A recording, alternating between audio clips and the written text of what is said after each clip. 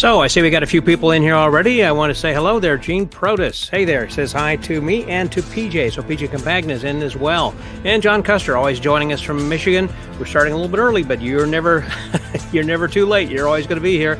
Good. I'm glad you're here. Thank you, John, for joining us.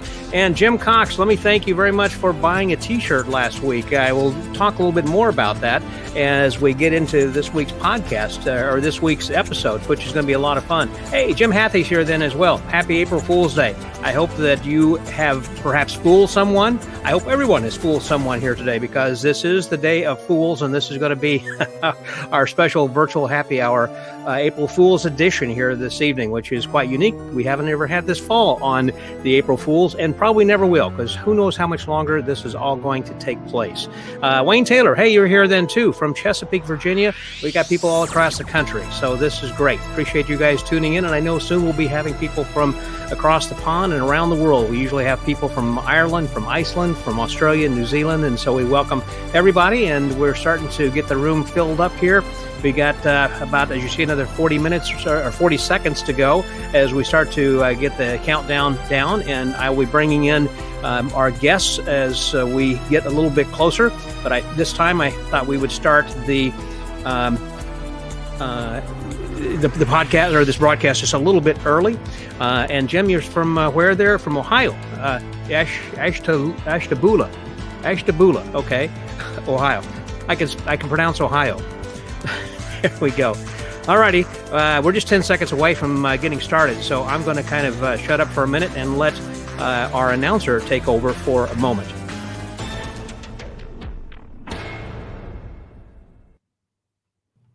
It's Thursday night. You know what that means. It's time for Magic and Martinis. Please welcome your host, Scott Wells.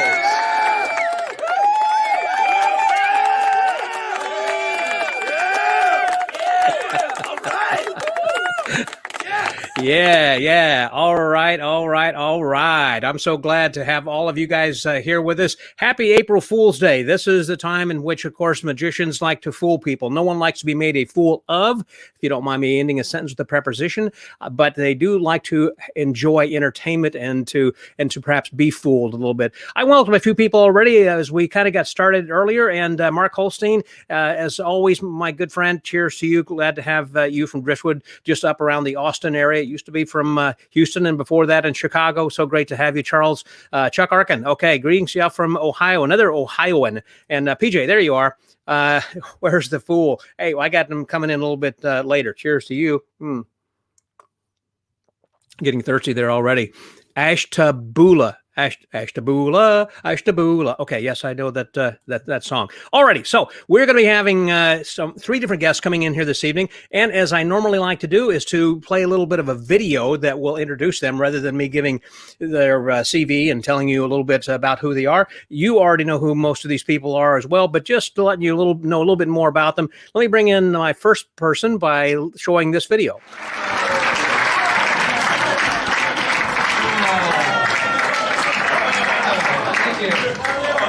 Thank you very much. Welcome one and all, I'm the amazing Bibik. What a pleasure it is to be here this evening. And fine evening. Great entertainment. Got a great bunch of stuff to show you tonight. First of all, do I look okay? Do I look all right? Yeah. I just wondered, because it's a brand new suit. I just got it today. And people in Chicago are so friendly, aren't they? I was walking down the store the other day, the lady said, "You have a nice one." I said, "Thanks for noticing." Hello, Mr. and Mrs. Honey. This is Pete and his beautiful wife, Zelda. Pete and Zelda. Do you know how I tell them apart, sir? No, sir. Their names are different. This is Pete, this is Zelda. Keep up, okay? Hold on. All right, ready? Not feeling good today. Get both of the buddies? Take a look.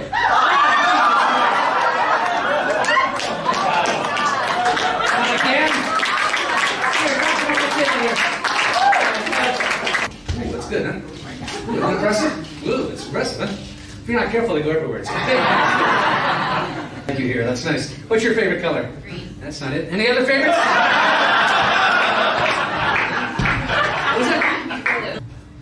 What is it?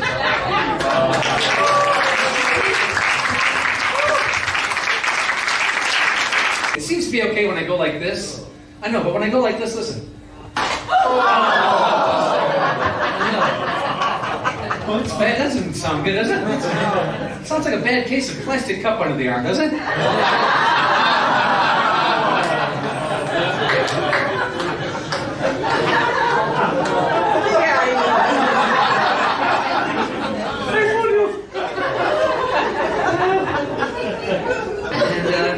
Hey, let's get the sack. Anything else in the bag? The pistol look me in the eyes and sleep. Do you feel the dust? That's the first sign.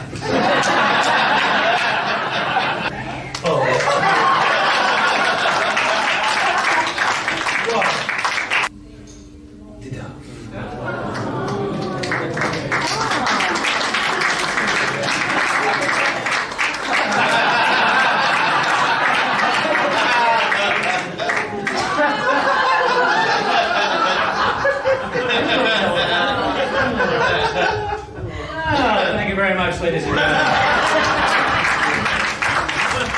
A great big,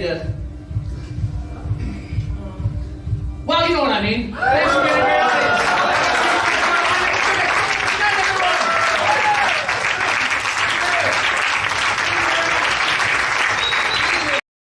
And there he is, the amazing Bibik. Hey, Mr. Bibik, how are you, Jeff? That's Welcome. some funny stuff, man. Wow. I should say so. They love you not only in Chicago, but around the world. This is Bibik, of course, right there. Welcome to Bibik's Magic Bar down in my basement. We're here in Chicago, Illinois, and I don't know about where you live. We still have a little mask thing going on here, so if nobody else is here, I think it's probably okay if I take it off, if you don't mind. No masqué. Okay, that's a lot better. Oh, I haven't taken this off in months. That's whew. you got a little thing there. Where'd the other one go? Yeah, you might want to. Where'd the other one go? It was funnier with two of them in there. That's. Well, I guess not really. No, it's not really. No. All right. Well, there you go. It's not.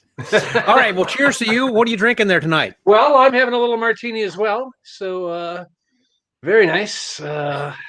Cheers. Cheers to you. Hey, here's cheers to you and here's to me. And should we ever disagree? Screw you. Here's to me. Love it. Well, listen, good. I'm glad you're here. Let's get this room filled up then by bringing on our next guest here. And this will be a little video. Is that it feels to me like we should really try to heat things up a little, don't you? And this is what I'm talking about.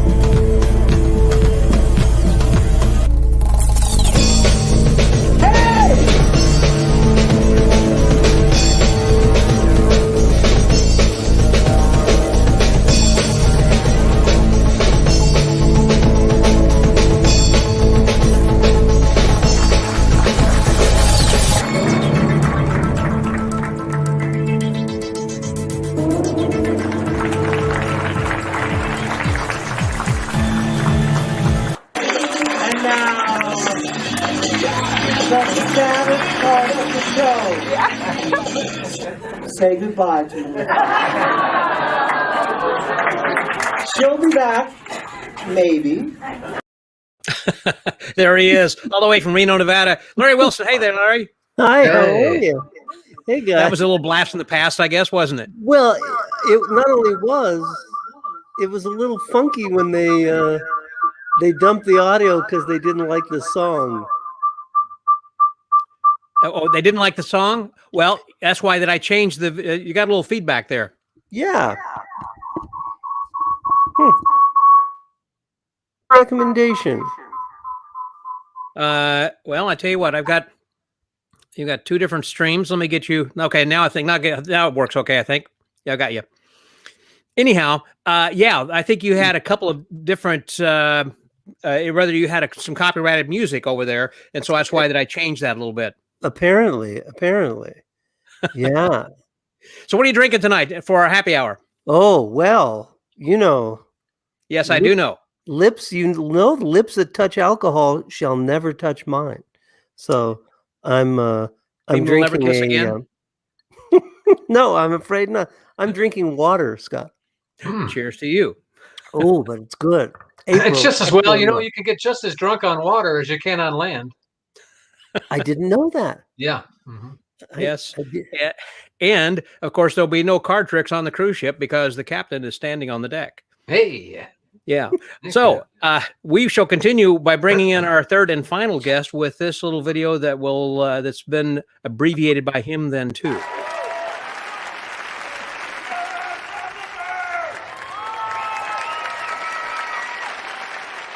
In his own little Pope mobile.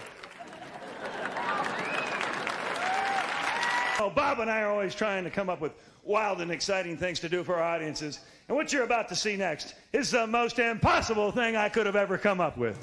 That's right. Ladies and gentlemen, coming to the stage right now are Joel and Connie. They're bringing out a 120 millimeter cannon.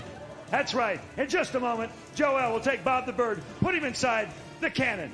She will aim the cannon at my head and fire it. I will attempt to catch Bob the Bird between my teeth. I ask you people, is that not magic enough for you? There you go. And by the way, ladies and gentlemen, people ask me all the time, I want you to know that the cannon is the most natural place for a dove to be.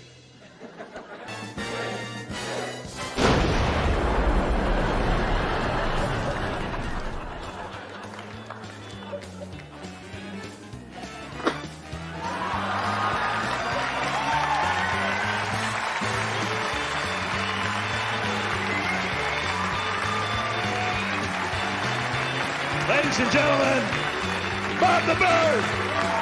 My name's Fielding West. And ladies and gentlemen, Fielding I don't West. seem to be able. There he is. That was just filmed last week, I think, wasn't it, Fielding? Oh, poor Fielding. He's Oh, doing boy. a statue act. I think, yeah, doing the living statue thing like they do in Yes. Vegas on the streets here, and then New Orleans also. It was 20 years ago. 20 years ago. Yes. Before this turned gray.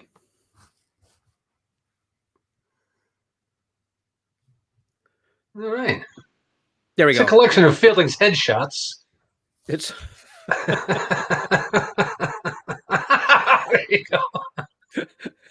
yes, yeah, it's a series of stills. Yeah. He was having a little difficulty trying to get on here this evening. Can you hear Yes. this? Sure. Can you Yes. hear me now? Let's Sure. say yes. Let's say yes. Yeah. I'll say yes. So, since this is our special April Fool's edition that we are doing over here, I appreciate you guys being here because you're all comedy magicians in your own right in different kinds of venues and things that you have done, certainly. But because it is April Fool's, and I'd ask you beforehand, has there ever been a prank that has been pulled on you or you have done on someone else that was particularly memorable? Somebody want to go first? Larry? Well, I can tell you, I've never had a prank pulled on me that I'm aware of. Okay. That may be because I'm oblivious to so much that's going on. But I can think of a couple of fantastic events. And both of them that I think of take place at the Magic Castle backstage. Oh, You know, for many years, the stage manager was David Novich. oh yeah. And Novich is so great. I used him on a number of different shows to stage manage for me. He's fantastic. He was very, very, particular. He'd keep track of everything that was going on. And so one night, the showroom had filled up, but the show hadn't started yet. And I went up to adjust the microphone on the stand, make sure that it was just the correct height for me. And just before I went up, Novich grabbed me very nervously. He said, "Larry, that microphone is live." And I looked at him, I nodded. I said, okay. He said, "I'm not kidding." I said, okay. So I walked up to it, and as I was adjusting it, Novich came up again and whispered to me, said, "Did I tell you?" And so without him seeing, I disconnected the cable from the mic with one hand that I was holding. And then I began to spew a stream of obscene, vulgar, objectionable invective with great hilarity and glee. And Novich, like in a cartoon, Novich leaped through the air.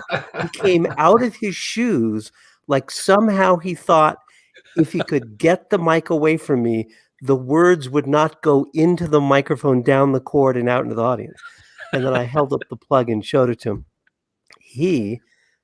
I thought he was going to have a coronary after that. That was a good one. That's a good one, yeah. I also have to tell you, like so many practical jokes, I can think of one that involves Mark Kalin. Okay. Yeah, he's a buddy of yours right there in Reno. He's across town. That's right. That's right. And this was, of course, in the pre-Ginger days when Mark was doing sort of his pool hustler act. And I think he was amused and intrigued by how unflappable my whole stage troupe, my assistants and I, interacted in a way that was very spontaneous and didn't matter what happened, nothing would throw us. And I think he thought he was going to freak us out. In Kalin's pool hustler act, his female assistant showed up at one point in sort of a Merry Widow corset. Okay.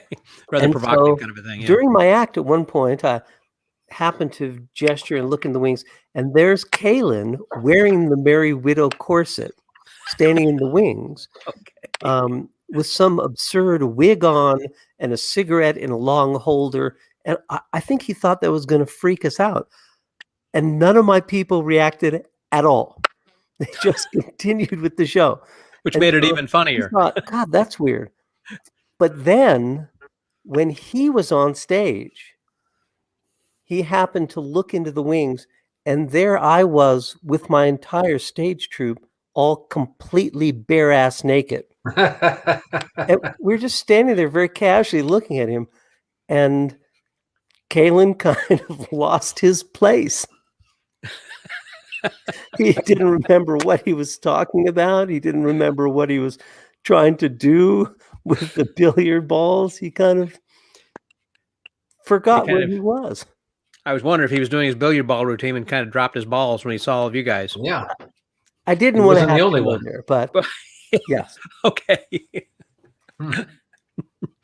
Well, Scott, last week you were talking with the gang from Colon, and so many practical jokes have been played in Colon. And many have involved my old pal Al the Only. A few years back, when we were youths, we went to Magi Fest, and our other roommate, a guy named Mike Rappa, was competing in the contest. Oh, I remember Michael. He used to do crazy so ships. Nice act, great guy. Yeah.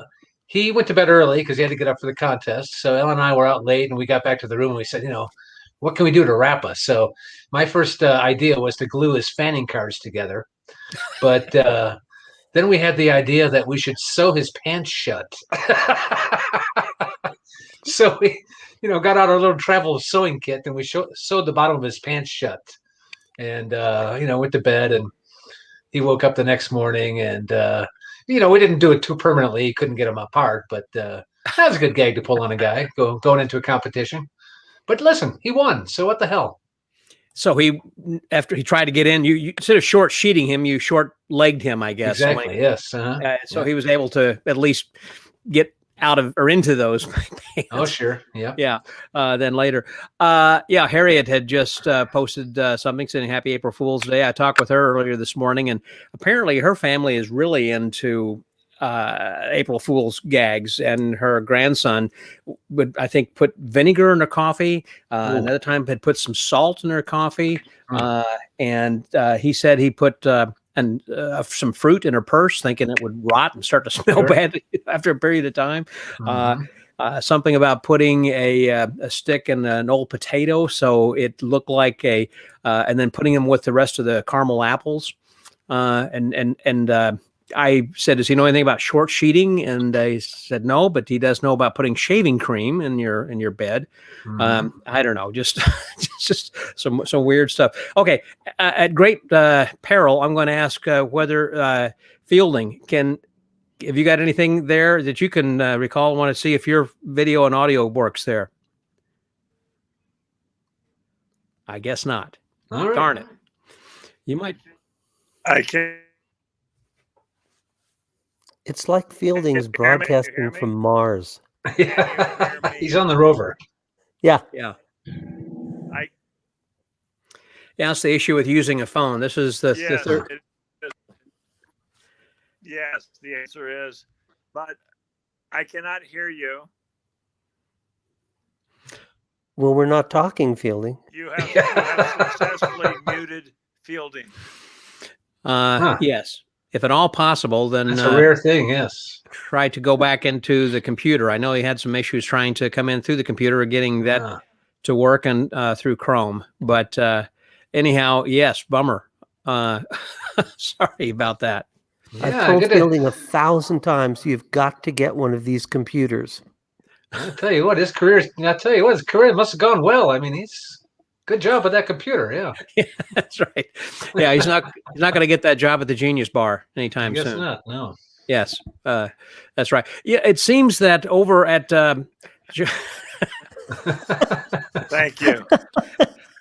Thank you. I heard you say "thank" in the front of you. I believe is what you said. Yes. Anyhow, I know they have a lot of comedians at the Chicago Magic Lounge where you're working. And an interesting thing about that is when I first went to the Chicago Magic Lounge, I was used to more squeaky clean, where they didn't use any kind of adult language whatsoever. And it's really more of a comedy club there than it is. Well, it's a comedy club and a magic lounge as well.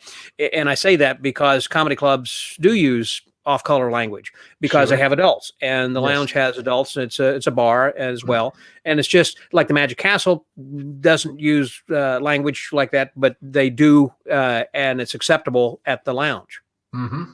Well, yes, it is an adult entertainment environment, so we can get a little bit looser, especially up there at the bar late at night. You know, you never know what you're going to see here at the bar, and you know, people say the darndest things and do the darndest things. One time I was at the bar and I looked over and I said to the bartender, "Hey, Joel, is that woman's breast hanging out?" He looked, he said, "Yep." So for some reason, she had a boobie out. I don't really know why. And I mean, she wasn't nursing a child or anything. I mean, just not that I was aware of, no. And the manager walked over and asked her to please cover up. And she said, well, you know, I don't mind having it out. And she seriously? said, well, so she said, we mind. So maybe it's time for you and your party to go. Maybe to a different bar. This is not the place for that. Yeah. So, There's certain things you can do, I guess. Yeah. But on stage as well, I mean, it's, you know, as more of an adult crowd, we can get a little saucy. Nothing too, I don't think it's anything too. No, it's not. No, it's not. I mean, it is, I've heard a whole lot worse. I mean, at comedy clubs, some people's routines that are completely dirty and filthy and go that way. And so it's I mean, they're just a couple of words that are dropped in here and there, and it's appropriate, and particularly in the context of the environment and the type of performance that they're doing. Do you have any thoughts on that, by the way, Larry, as far as working clean versus sometimes using some off-color language in your act? Well, I don't use off-color language, or I take that back. If I do, it's for a very specific purpose, and it's undoubtedly, if I use it, it's to highlight the fact that you never hear me speak that way. But truthfully, I think, you know, Scotty, I feel like we're entering the new roaring 20s now. And I think you're going to find a wide spectrum of entertainment. I was just in Erie, Pennsylvania for the grand reopening of Bob Borgia's new club, Keller's, a modern magic and comedy club. And it was sensational. It was unbelievable. Both shows I did completely sold out in advance. Audiences were just beside themselves. They were so excited to be out of the house and back in public dealing with people. And in Right. that circumstance, squeaky clean. But, I think like Bibik says, if you're in a situation that's more of a bar type situation, people have been having some alcohol, it probably makes sense, I should point out though, Scott, I also worked the family show there. So, Yeah. it is important to know when to use it and, not just use it indiscriminately for effect, for shock value. Of course. Yeah. And I think that's really the big deal. Right. When, 20 years ago, during this gigantic comedy boom in this country, where everybody who had a bar with a stage and a spotlight said they had a comedy club. Most didn't have that much. Yeah, you'd work some places where the language was no holds barred. And the problem with that is people become immune to it very quickly. True. At first, it's shocking and will get a laugh. But very quickly, they get over that and they expect you to have some cattle, not just the hat. Mm-hmm. That's right. Yeah, I know what you're saying there. You know. I remember Bill Cosby saying something about that years ago. And I say years, this is like when he was on Johnny Carson's show way back when. And the advice was about why the baggy pants comics were called baggy pants comics, because they would drop their pants to get a laugh. Mhm. And the problem is, as he was saying at that time, and it still continues today, too many comedians will drop their pants and that's the only laugh they get. And they leave their pants down and it's kind of like, well, what else you got? Well, you don't, Right. I because I don't use that kind of language, I'm not able to relate a couple of stories here, but True.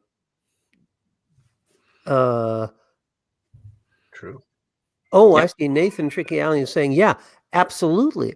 If you're hired specifically for an event and they tell you, oh, we're looking for a certain, well, then you better deliver.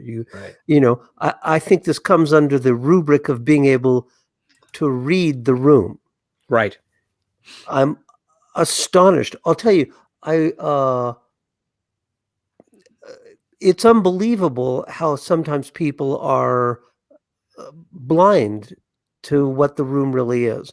I worked the Bohemian Club, which is this elaborate, long established, esteemed club in San Francisco, and private members only. In the basement, they had a state-of-the-art 800-seat theater that was gorgeous.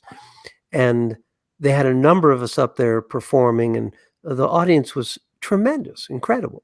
But they told us before we went on, they said, absolutely no blue material. Right. And I sort of thought, okay, sure, got it. And the audience could not have been better. They were a fantastic audience. But later, somebody told me that Milton Berle had once done a show there.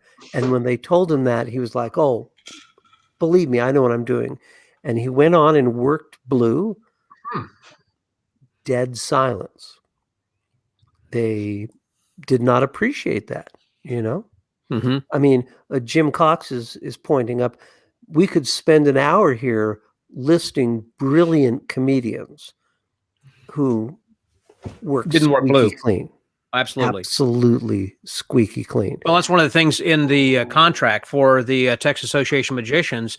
If you're going to be performing where you cannot use blue humor, and if you do, you will not receive your paycheck. Well, as well it should be. Mm-hmm. I mean, it's not just blue. I think it really behooves the performer to do a little research before the show. Find out what the show's about. Find out why the people are here. It can prevent a number of embarrassing situations. One time I did a show for, I shouldn't say their name because I don't want to bring them into this, but they were involved in bomb demolition disposal stuff. Okay. And is that why they book you? Maybe 500-600 people And there was a table right in front that had, that was set. It had a candle, it had all this stuff. And I was smart enough, in retrospect, before the show started, to ask somebody, and they said, "Oh, that's at every show. That's a tribute to the guys who didn't make it." Oh, geez. Oh, wow. Right. Now, how would you have known? And Yeah. I felt like someone had walked over my grave, because I could just see me walking out, and there's a crowded room, but there's an empty table in front, and I start making jokes about it. Yeah. I thought you were used to bombing. Well, that's as close as I ever Gotta be. got, and I don't want to get any closer. Maybe I I'll should work tell you the another gig. time. I did Send a them my info, will corporate you? event in Texas, and they were very excited to have me there, and the whole event was really pumped up. And I said, "What's the purpose of this?" to the guy who was arranging it, and he said, "Oh, because we had our best year ever." And I said, "Oh, that's great." And they said, "So we want to do something special. We brought you in, and we've done all this." So I said, "Great." And then, again, by accident, I thought to ask, "What do you attribute this to?" They said, "Oh, well, our biggest competitor had a terrible industrial accident in a foreign country they work. All these people got killed, and so their operation was shut down." Wow. And they said, "Probably better if you don't say anything about that." Yeah. So how would you know if you don't ask, But Very important to do your homework. yeah. Man. Well, speaking of comedy clubs and some things you do and don'ts, I remember, I think the first time I saw you was on television, Larry, and we've talked about this in the past. And I'm trying to remember the lady's name that you worked with. It was Judy Carter. Oh, Is that right? Judy Carter. Yeah. And that was on a television show. What was the name of the show? What was it? Mumbo Well, Jumbo? Or no, it wasn't it? It was. No, I'll tell you exactly what that was. That was a show I produced, but did not receive credit or financial compensation for producing it, because I Not that didn't you're bitter realize about that's what I was doing. Some very savvy producers came to me and they said, "Oh, you're so funny and you do magic. Are there other magicians who are also funny?" I said, "Yeah, sure."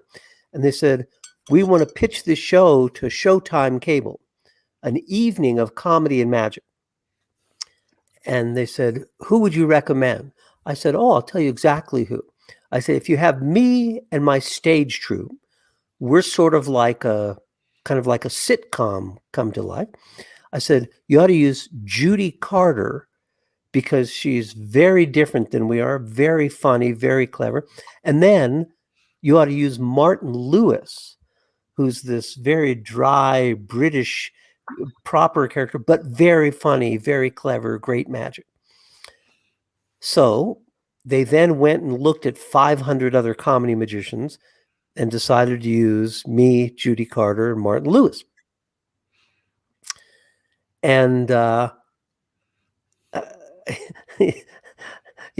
they said, "Well, how can we shoot this in LA? Like, this will be a big problem." I said, "Oh, no, let's shoot it like in San Francisco. Let's go to some club there. We'll do a concert and you'll just be filming in the concert." So that's what they did. Now, at the last minute, they decided, it'd be great, because they'd come up to the castle to see me. In one of the other rooms, they saw Glenn Falkenstein. And I adored Glenn Falkenstein. He wasn't with Francis at the time, I don't think, right? No, he was not with Francis. He was just doing his blindfold act. Doing the blindfold act and just killing it. I mean, it's just unbelievable. Nothing I've ever seen before or since. And they decided, "Oh, we're going to put Falkenstein in." And I said to them, "Well, I love Glenn Falkenstein, but he's very serious. He's not a comedy act." And they sort of went, "Yeah, but we really like him." So inexplicably, I think the final edit has me and my troupe, Judy Carter, and Glenn Falkenstein. I don't remember, Martin being in that. They cut him out completely. No, Yeah. we shot it with Martin. Martin was great. Martin destroyed them. But it was my first foray into producing. I learned a number of very useful and frightening lessons. Mhm. Wow. Yeah, well, I think also there was a poster I saw that had you and I thought, was it Mike Caveney and Harry Anderson and some other people and maybe Martin Lewis on that? Was that from a show also? I don't know. Didn't ring a I'm bell? not sure. I thought I have a poster or I've got one Somebody, downstairs. somebody just recently sent me a poster that they'd found like in some store someplace. And it was a poster. Everything that's ever happened to me seems like some kind of object lesson, you know?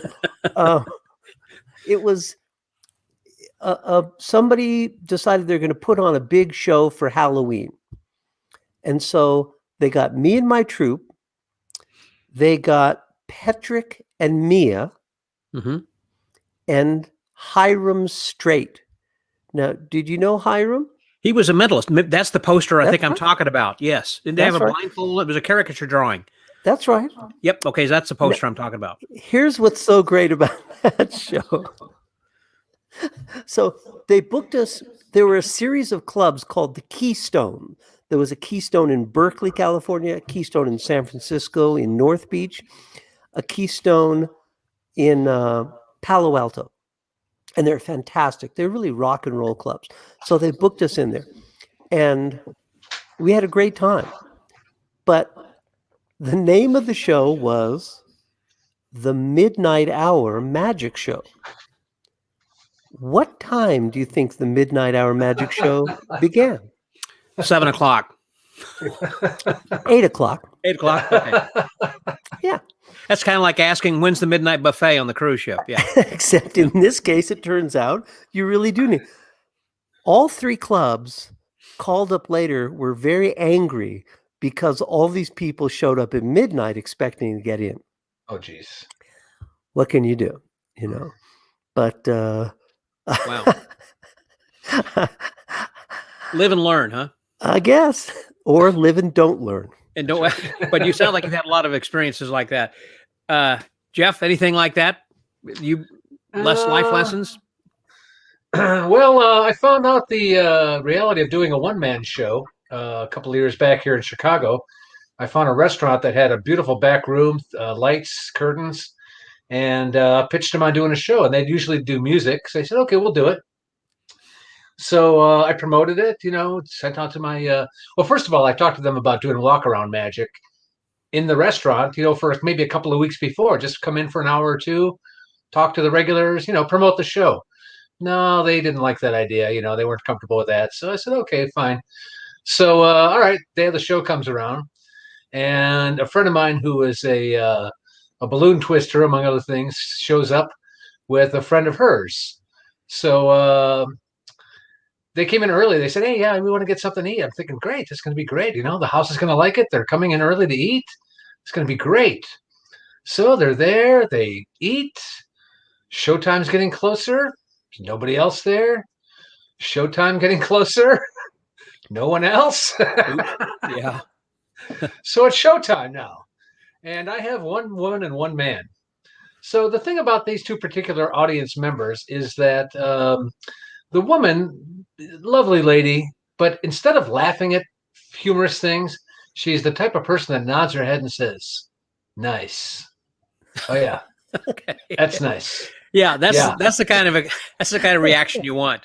And then I realized after the show that the man she was with, which made it a one-man show, there was only one man there. He couldn't see hardly at all. And as I thought about it, throughout the show, I mean, trust me, they showed up for the show. Damn it, I'm going to do the show. Sure. I didn't do exactly the show I planned on, but nevertheless, I got enough stuff. I'm going to do the show. They're there. I'm not going to say, oh, nobody's here. I'm not going to do the show. No, I don't operate that way, man. If they're there, I'll do the show. Right. So then I realized later that throughout the show, she's sort of explaining things to him. So she'd be saying, oh, nice. He just found my card. Oh, that's nice. Oh, yeah. Look at now there's more than two bunnies. So it was just a terrible terrible show. And Oh, needless to say, the room did not book me for a regular thing. This was before the Magic Lounge, and I was hoping to book a regular thing there, a weekly thing, and oh that didn't God. happen. I'm So, assuming the guy was blind, or he couldn't yeah, hear. he was very hard of seeing, if that's an expression. Yeah. He had glasses on, but Mhm. yeah, I realized at the end of the night he was looking at the check like this, and Oh boy. then Yeah. it all made sense. Yeah. Well, I remember being at the So- Magic Castle one time performing in the parlor, and there was a room full of, normally you're not supposed to use celebrities. They're there to be entertained, not to be on stage and to be the entertainment, basically. But it was a room full of Asians, and the ladies were dressed. These Japanese ladies were in kimonos. I mean, it was traditional attire, and like when I would go up and I would say something to one of the people to ask for a volunteer, the lady was kind of sit back, and the guy would say, you say something to her, and I was like, oh, this is not going to work. And so, and Glenn Ford was in the audience, and his wife and son and daughter-in-law, I believe at the time, and I ended up using all four of them for everything. I mean, they politely applauded, but I don't think they were there for a talking act. Nice. But I will tell you this, Scott. Yeah. I was working in a review show at Harrah's in Lake Tahoe many years ago, and there were all these fantastic dancing girls and fantastic costumes and a live band and 3 specialty acts. And sometimes the acts would rotate in and out. But one time a new act came in, a guy I'd never met before, and it was incredible. I went up first. I was in the rotation. I would go out first, and I'd been doing very well in this particular show, but this one night it was just crickets. And I just thought, what have I done wrong? And I came back, and one of the stagehands told me, he said, oh, it's a buyout for the room. They're all from Tokyo.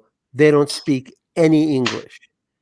And I thought, oh, okay. Perfect. So that explains why nothing I said got any reaction. Okay. All right. But then the next act went out, who was a ventriloquist, and I warned him. I said, you should know. Apparently they don't speak any English. He went out and killed. So what does that tell you? I have no idea. By a dummy. I have no. By a dummy. A vent figure. I was totally flummoxed. He absolutely destroyed. So what are you going to do? Yeah. Difficult situation there certainly as well. Now I know also one of the things, Bibik, that you do at the Magic Lounge as well as in your regular show is you pepper your show with a lot of gags. And I know at the bar they have to be quick. No, that's true. Yes. Of gag. Those are things in which, you're trying to keep people engaged. They can't be really, while you're performing, you really can't do a long involved card trick or anything with anybody. I wouldn't think, because, they're talking in their own conversation. You're trying to keep them involved, but also you want them to remember a few things that you're going to be saying. Right. So, anyhow, with that, are there some tips or things you have as far as comedy tips on how to work with an audience or people or reading the room and that kind of a thing? Well, it's always good to have. What I do is I keep an eye out for unusual things, and I actually read a lot of joke books as well. So, I don't want to use the joke perhaps as written, but sometimes I like the idea of a joke or the germ of a joke. And also, there are many jokes that are 100 years old that the kids today haven't heard. So yeah, and you can update those then also, I would think, just by using a modern name of someone who's a celebrity that's not Clark Gable, Right. And then we give giveaways at the lounge too. For example, every every weekend because as you walk in, if you've not been there before, you walk into a laundromat. The building was a commercial laundry for 40 years before we took it over and rebuilt it. But because of that, every weekend we give away a brand new washer and dryer. So it's a really nice one too. There's the washer right there. It's a pretty nice one. That's a good. And check out that dryer, solar powered. Yeah. So yeah. So these are the kind of things that are keeping me out of the castle. Pretty much is what I'm trying to tell you. And we have a great menu there as well. We've got this is just went on the menu. Unicorn meat. This is delicious. If you've never had unicorn meat before, it's so good. It's really tasty. Oh man, you got to try some of this. You can get it pretty much at any store. And the horn is especially tasty. So that's so I don't know, just weird things that I find that I drag in there, and sometimes people will bring me gags, so that happens as well. I just like doing funny, weird stuff like that, and having a good time with folks. For example, I will often grab the attention of the audience by announcing that we found an iPhone, which is got to find out who lost this one, because it's a nice looking iPhone. That's the 13 and a half, I'm pretty sure. It's an Apple, of course. So it's a nice one. It's oh my gosh, it's vibrating. Pardon me, Scott. I'm getting a call. Excuse me. Hello. Yes. It's not funny. Okay. Thanks a lot. Okay. Bye-bye. Can't please everyone. Guess not. I hate when they call. That was Fielding. I think Larry's going to squirt water out his nose. I just listen. You must excuse me. I have to jump here, and I apologize for leaving this, especially when we're down one man. But of course, it's just Fielding. It's not like a complete man, half a man. Yeah. But good to meet Bibik, and yes, good to see you, Scott. I'm thrilled. I wish I had more horrible, cruel and hostile pranks to play for April 1st pranks I could think of, but not really my stock and trade. But thanks for having me on, and I will just slither away quietly. No one will even know. Yes, well, I know that you had a hard less than 60 because you kind of sandwiching us between two other things as you came on, and then had to depart for this other thing, and so we're kind of the meat of your sandwich, I feel, for the evening. Of yes, you are. And you're not like Spam or unicorn meat. You're not like unicorn meat. You're like really good meat. Delicious. Good stuff. Yeah. Thank you, Larry, very much. Appreciate you being on tonight. My pleasure. Thank you for having me. Take care, Larry. Hope to see you in Chicago or on the road somewhere. I'd love it. I think it'd be great. Sounds good. Appreciate it. Thanks, guys. You bet. So, what a guy. Yeah, really is. And I would recommend people also, they can go back and actually hear a podcast that I did with Larry. That was an episode when I was out in Reno some time ago. So you can go back into the podcast and listen to that thing then as well. I wanted to mention, by the way, too, I guess many of you noticed the T-shirt that I'm sporting here, which is the Magic Word Podcast. I know I just said Jim Cox just popped on there saying thank you, Larry, as well. And last week I was showing this T-shirt, and he had ordered one. And let me see if I think I've got maybe another little picture, a better photo. If you're interested in this, it's really kind of cool. There's a friend of mine here in town, David Rangel, who is a magician, and his son Jake, and they have a show they do together. But importantly, what I was going to say about this is he has his son Jake has this company called Mechanic Threads, and with that he's got this company where he is making these T-shirts and cups and hats and things like that. And so there are a lot of really cool things. This is a really It's a nice shirt, feels really good, nice kind of cotton feel, and obviously whatever size that you want. And I reduced the URL under the tinyurl.com to magic word T-shirt. You can go and check that out. The reason I'm mentioning this is because all of the proceeds go to him. He's a senior in high school right now, soon going to be graduating. It's been a tough year for all students, particularly someone who is their senior year, in which that's your best year in high school. And so anyhow, he's been working on T-shirts and his magic and other things like that. So when you buy T-shirts, that's really helping to support him and perhaps helping to defray some potential college costs then for him then as well. So anyhow, just wanted to mention that is available, that you can check that out for anyone who might be interested, that they would appreciate, sure that Jake would appreciate that then too. Curiously Enough is the name of the group that he and his father, David, do. What would a person have to pay for a shirt like that? That's the amazing thing. It's only $20. Are you serious? Yep, $20. Huh. It's a great deal. Yeah, it is. It is nice. And let's see. I was looking at it. It says 100% ring spun cotton. Sports gray is 90% ring spun cotton, 10% polyester. Dark heather. Anyhow, pre-shrunk, shoulder to shoulder taping. Quarter turn to avoid crease down the center. Anyhow, it is. What did it say? Bangladesh. Blank product sourced from Bangladesh, Honduras, Haiti, Mexico, or Nicaragua. But yeah, sure, I remember Dark Heather. She's a friend of mine. Oh yes. Yeah. So I had recently done a podcast with you, an episode which is going to be coming up in a future week, and so those who might want to hear that, they should tune in to that then too. And Maureen, thank you very much for joining us tonight then too. Of course, Jeff, you know Maureen. Yes, of course. Colon, Michigan. He's at there all the time. You know, I mentioned a couple of gags in Colon, and there's been so many over the years, but I've always brought my kids along there with me, even from when they were just babies. And when I first brought my daughter there, when she was a baby, she was probably about 7 months old or so.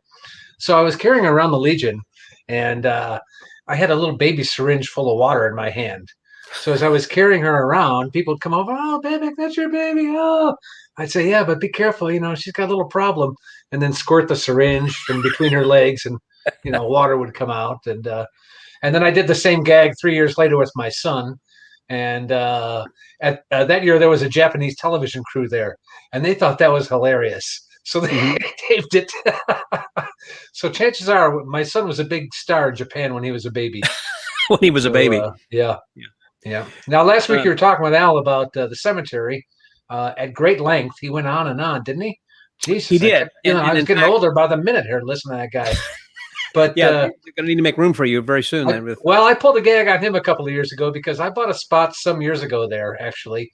I got a nice spot between Bob Lund and Don Allen, actually.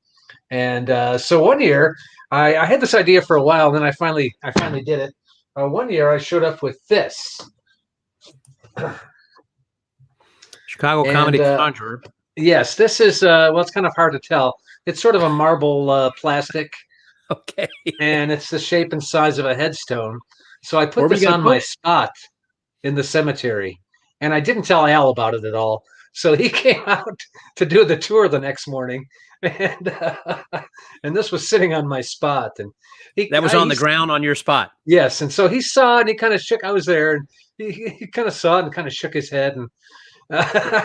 And somebody said, he didn't say anything about it. And somebody in the tour said, "Hey, Al, what?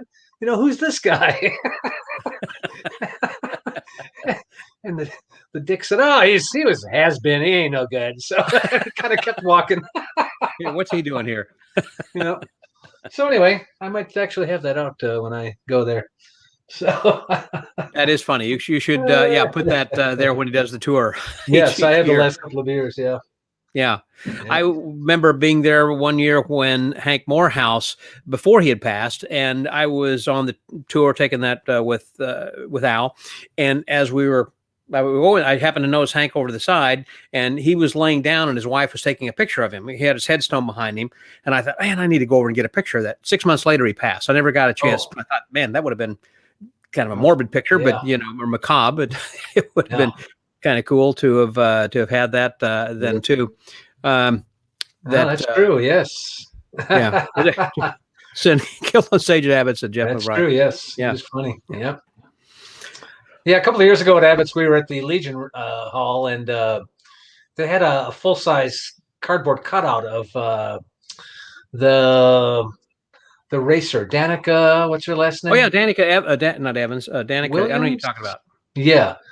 So I didn't say Sports anything car to racer. anybody, but I just went over and I started talking to this cutout as if I was having a conversation. And so eventually some people noticed, and that's the thing about a good gag. You got to be willing to wait. You got to set it up and just wait it out. Yeah. So anyway, Danica, got some laughs. Danica Patrick. That's her. Thank you, Mike. Danica Patrick. Thank you. Yes. So got some laughs, and life went on, and the evening went on. And then later, we closed the Legion Hall, 1 o'clock, 1:30 in the morning. We head back to the room. Al and his wife, Lori, had talked the Legion into letting them borrow that cutout. And they got back to our house before I did. And they put the cutout in my bed.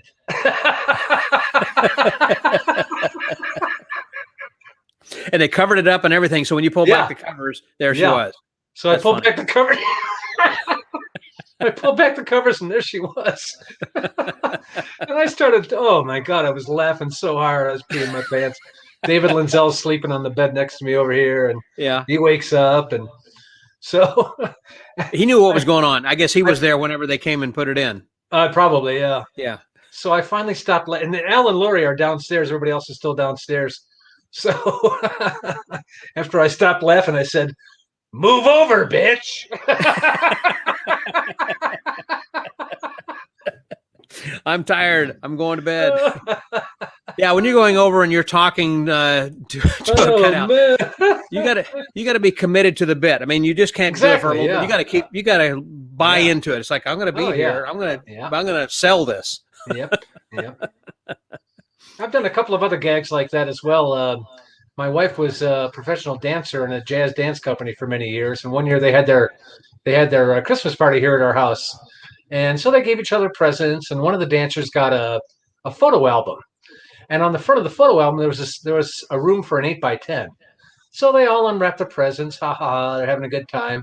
Yeah. So after the presents had been set aside, I went into my office and I got one of my 8x10s. And when nobody was looking, I went over to the album and I stuck it in the front there. And I was thinking, they'd see it, or she'd see it, the next day, whatever. Months went by. She finally opened up this box, and there's my mug staring at her. So sometimes you got to wait months for the right gag to happen. Well, no, that's true, and I'm reluctant to actually tell the story, and I won't tell the whole thing about this. But my son, older son Sean, and his buddies from high school, and one of his friend's brothers had a house, and he bought a picture frame from Michael's, and they usually have just a picture inside the frame of someone else's family or something. Right. And so, but he never put anything else in it. It was just a picture frame with some generic photo in there, basically. Nice. So we developed a picture, a black and white picture that looked kind of like a forest scene, basically, but really it was kind of a close up of pubic hairs, basically. To make a short of it. And the point is, it was there for a year and a half, hanging on the wall. He walked by it every day and night on his way to the bedroom and the bathroom, and out. He was in the living room right there, so he saw it all the time, and he never changed it out. I mean, he liked he was just trying to decorate his house. It was the first house he had bought, I guess, or something. Anyhow, Sean just kept the secret, for the longest time and never told anybody. I would rather not know who the model was for that photo. Yeah, no, that was kind of a practical joke that once he finally told them, then they were upset for a short time, but then they tell the story. It's funny. I hope they left it up. That's right. Yep. Yes. So Walter says, yeah, that you are a phenomenal performer and an entertainer. Thank you very much, Walter. Thank you, Walter. Is he someone who you have seen there at the lounge? You know what? He's been stalking me for like 3-4 years now. And I wish he'd stop, but I know every now and then he drops $20 in the tip jar. So it's worth him coming. I got to put up with it. Yeah. Speaking of which, I do have the tip jar at the Magic Lounge, and I want it to be known to the world that every single dollar that I collect in my tip jars goes directly to charity. The 5s, 10s, and 20s I keep for myself. Okay. What's her last name, by the way? Charity what? Okay, I got it. Okay, all right. Yeah, Jeff Kills in the lounge. Scott, that's good. Yeah. Yeah, Jeff Kills in the lounge, says Kim, but obviously he's not in the lounge right now. That's true. So, there we go. In my basement magic bar here, I have a 1950s Knotty Pine basement, and now is a perfect time. Then Jeff, why don't you? Because we did talk about this over on the podcast, and we did a video then of this. But because it was basically an audio podcast, we didn't really show everything that you have around the bar. And you've been collecting some very interesting things around over there. That's true. I started collecting things, actually, no thanks to my pal Al the Only. I started collecting products that use magic either in their name or in their marketing, and more toward the vintage. Thank you, Mike. I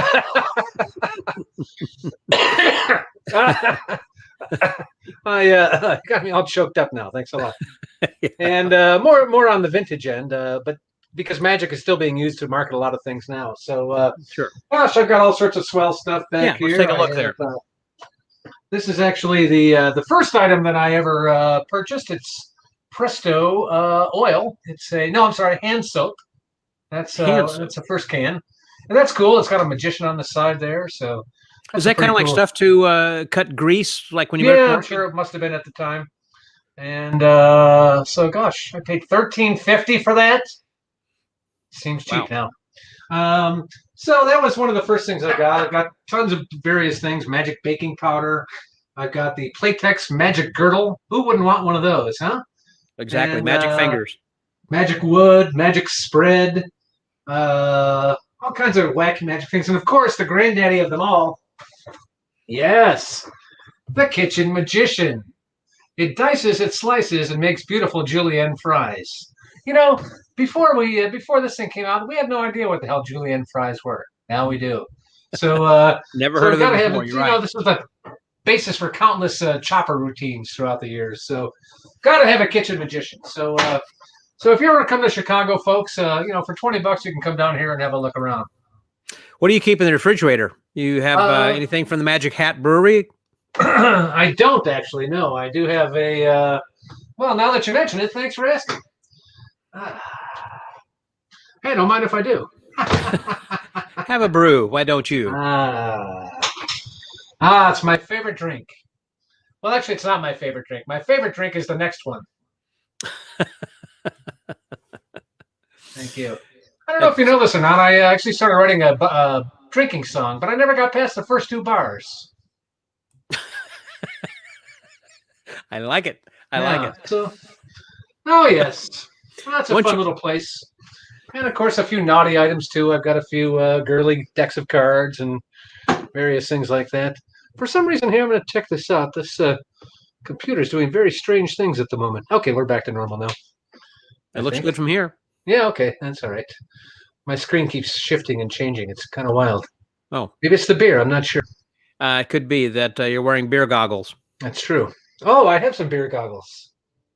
Oh, doggone it, they're in my other case. That's a shame. So when you are... Hey, put yourself up on the screen there for a minute, Scott.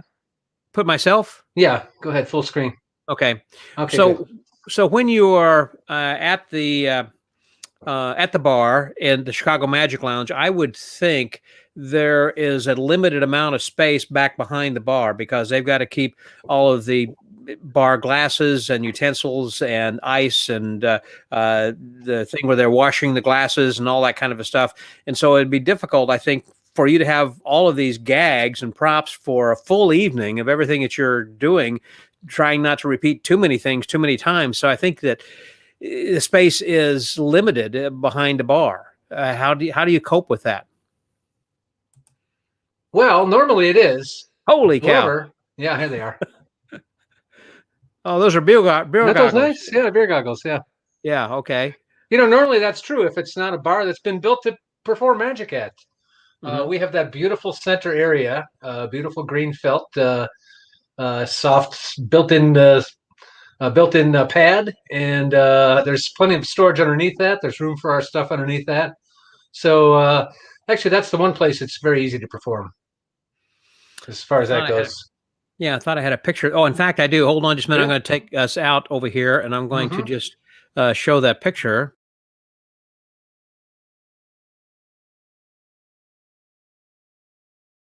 It's lit and That there's was- sound, of course. Yeah. And yeah, it's a great spot for it. Actually, they just in the past, as the bar's been shut down, they had that reupholstered because after a couple of years of many drinks being spilled on it, it was time to reupholster it. Wait a minute. Jim So Cox said they make a great Sazerac. Now, that is amazing. First of all, a Mhm. Sazerac is native to New Orleans, and next to a Martini, a Sazerac is my favorite. Is that right? That's amazing that you hit that. And so you guys can make a good Sazerac, huh? That's true. Yes, indeed. Huh. Yep. Is the guy from New Orleans? I don't really know how that got into the mix of cocktails there. I'm not sure. Okay. Yeah. So Steve says sees a Jefferson Art Deco floating clock over behind Oh you. yes, yeah. That's a cool thing. That's a yes. There's no visible means of the hands moving. It does work as well. Yeah. Not set up at the moment, but my grandma and grandpa had one of those when I was growing up, and I always wanted one, and so I found one once, and there it is. Yeah. Those are fun. Nathan asks about how many times that pad has been spilled upon. That's why you have to change it out, I guess, from time to time. 8,412. There's your answer, Nathan. Yeah, and that was just me. That was no, it was a little bit too soft. When they had it redone, they made it a little bit stiffer, the surface. Mhm. And then the other thing is they had these beautiful wine glasses, which did not have stems. They had round bottoms. So that was not the best thing to put on the bar because they easily tipped over. But No, that's true, and that's why when I was there before, they were talking about how. And I ordered a martini, and they gave it to me in a stemless glass, and they said, "Yeah, they knock over too many glasses, I guess, with a stem. So even the Right. wine glasses and everything are stemless." That's true. Yes. Yeah. Plenty of breakage in the bar business. Yeah. Oh, we got crazy people coming in all the time too. Wacky things happen. A guy came in one time. Scott, I don't think I told you this story. No. Guy came in one time and says, "Man, I got to go to the bathroom." I said, "It's right around the corner there." He's in the bathroom. A couple of minutes later, I hear this terrible scream, and he comes running out. I said, "Dude, what happened?" He said, "Man, I was inside there. I was sitting down, and I went to flush, and something came up and grabbed my private parts." I said, "You jerk! You were sitting on the mop bucket." Now, speaking of the bathroom, We gotta I find a know different one of place the for that things. bucket. Yeah, I get bucket.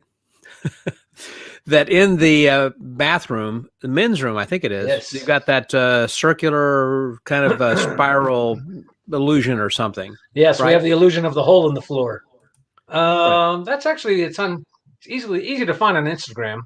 Oh, yeah. We had one of the most photographed bathroom floors probably in the country, and yes, it's not just the men's restroom.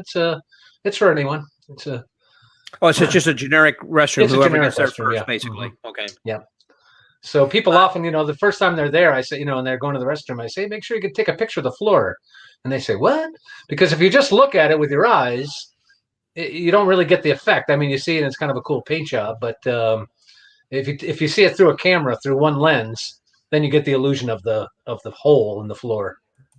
So, Yeah, it's pretty cool. with the two dimensions you get over there when you're standing outside the room with the door Yeah. open and Right. taking a picture of that.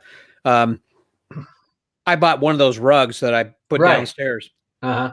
that I bought through Facebook one time, Yeah. and it's very cool. And you can roll it Yeah, up, they're take it with fun. you, and put it wherever. It's Yep. a vortex, basically. Yes. Uh-huh. Yeah. And then they do have the close-up room, which is a specific place. I mean, they got the stage area, and then there's a close-up room. That's the what is that? The 654 Club. 654 Club. Yeah. Yes. And that is an extra ticketed event, and it's a smaller room then too, right? Right. Yes. So if you get one of the upper level tickets, then that's included in your ticket. And that seats about 40, 44, something like that. And very nice seats and great sight lines. There's not a bad seat in the house anywhere, really. Right. For any of the performance areas. So the bar gets a little bit crowded, and so sometimes it's hard to see the bar surface. But at those times, then you bring the show up, and then people can see it around throughout the bar. Well, before they moved into their current location, I recall they had a place they shared with a burlesque club then also. Right. Yeah. I don't remember you working at that time. The video you showed was actually the back room of that theater. They also had a tiny theater in the back there. Yeah. So similar setup that the VIPs or the extra admission, they'd go to the back room for the late show. And that's what I remember going back and watching a close-up show, and that was kind of funny because I could hear something going on out front, and I was asking someone about that, and they said, yeah, the burlesque show is going on. So we leave the magic show, we go into the close-up show, and they continue with the burlesque show. So that had to be kind of weird for you, too. Yeah, so that was always a tough situation for us because, with the other show going on. And, for it works both ways, We could sometimes disrupt them, and they could sometimes disrupt us. We originally started out on Thursday evenings, and on Thursday evenings in that back theater, they had a nude figure drawing class going on. No kidding. So they had a model in there. There was a nude model that they would and they would they'd come out. The class would end sometime during the show, so you'd get 20 people coming from the back room, passing through the main theater. And everybody it was a very to cool see spot. Their etchings. Yeah, it was taken over by the space has been taken over by the Baton, which is a drag show bar that's been in Chicago for many, many years. It used to be downtown, a couple different places. So they took over that space actually after we left. Yeah. Wow. So I remember, it was so busy. I mean, you were doing so well, so successful. That's why they had decided then to open up and have this open. Is it 6 days a week or 7? No, 7. Started at 6, but then quickly went to 7. Okay. But as I recall, also, they do have someone you were talking about earlier, Jeff, about having a one-man show, and you were hoping to do a one-man show. And they do a one-man show. I remember that Dave Parr had a show there for a while, just a one-man show. Yeah, and because they're doing 7 nights of programming, very often one of the nights would be one performer. And our latest performer, just before we closed down, was Lucy. Darling. Lucy Darling had a great run there. She was there for several months, and then she took a little break. We brought someone else in, and then she came back. So she probably did 6 months there out of the year that year, and she had got great press and had sold out shows. So that was a really great spot for her. It sounds like she could have run even longer than 6 months. Yes. And she wanted to, but she had other commitments. The following year.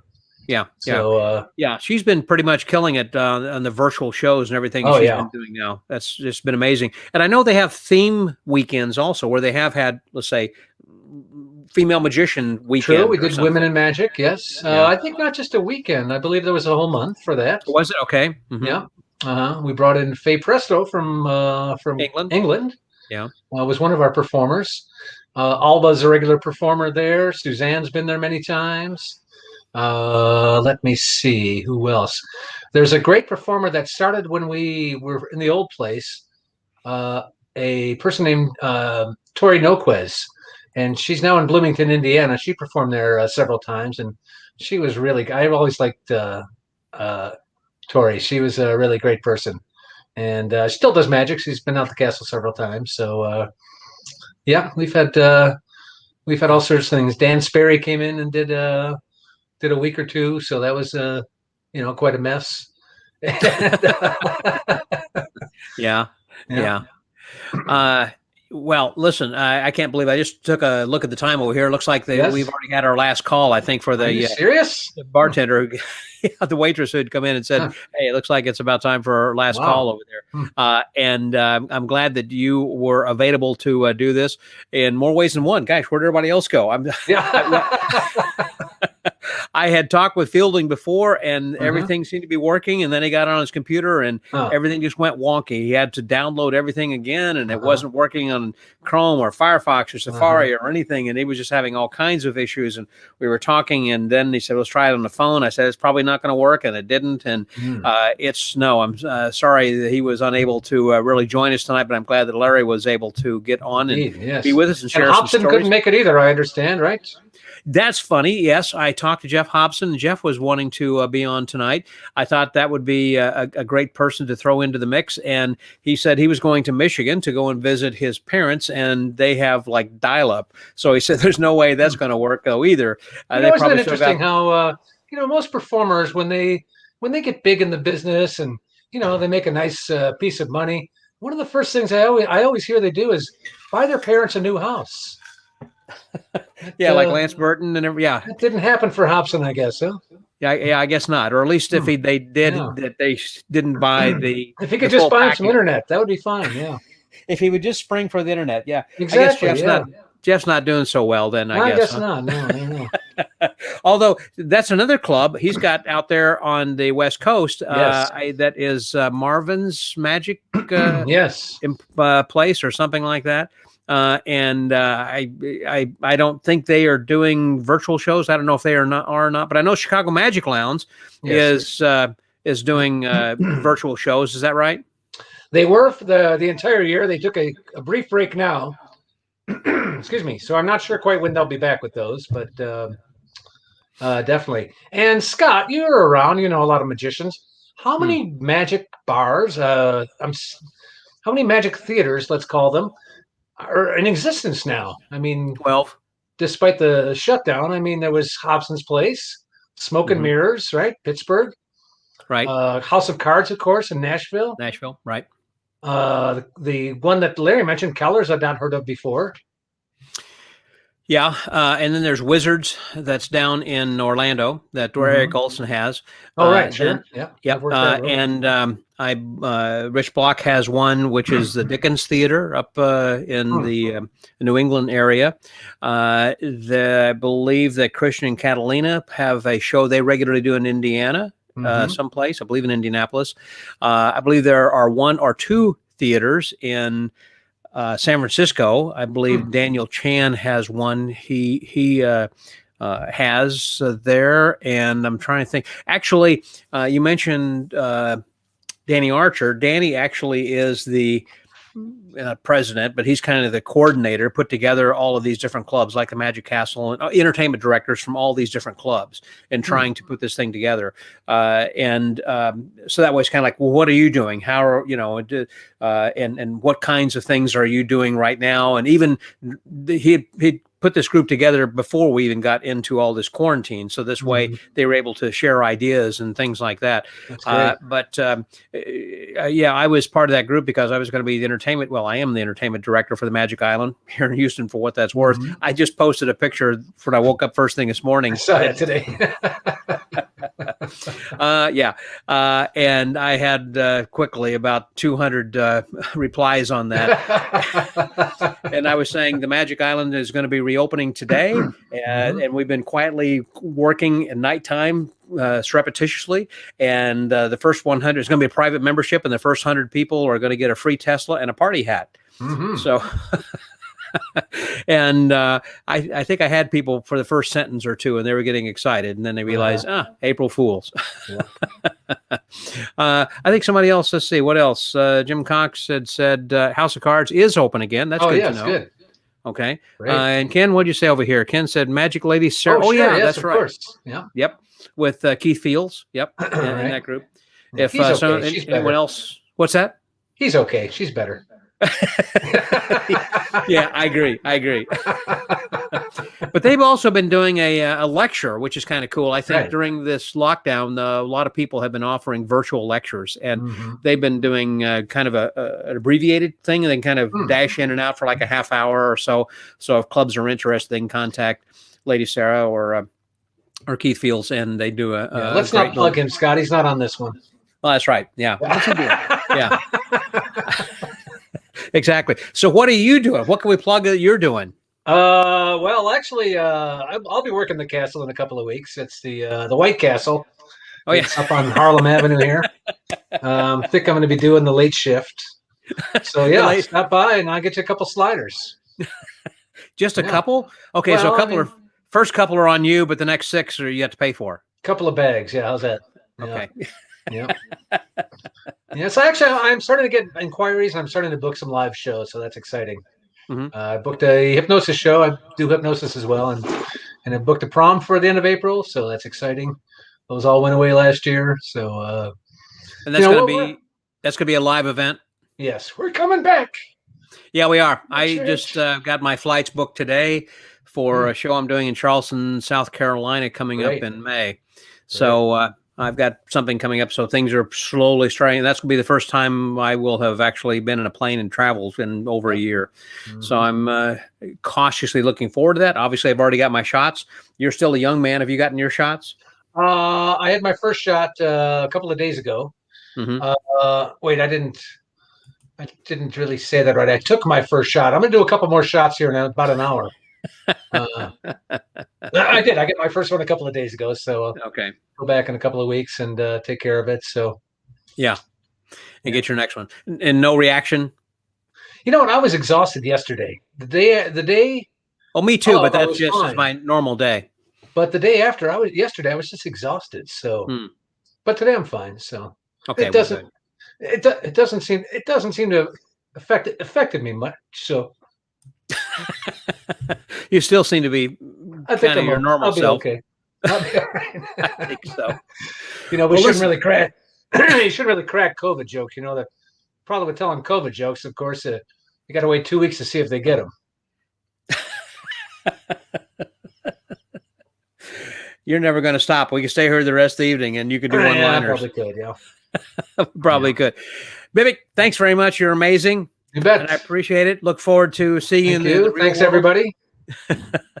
This has been wonderful. Thanks, everyone, very much again for joining us. For abbreviated time, you got to see at least a picture of Fielding West for a moment, and got to hear then from Larry Wilson before he had to ditch us, and he's on another show then right now. And thank you to my good friend Jeff, who hung around long enough then too. So until next time, that was Jeff Bibik, and this is Still is. Scotty out.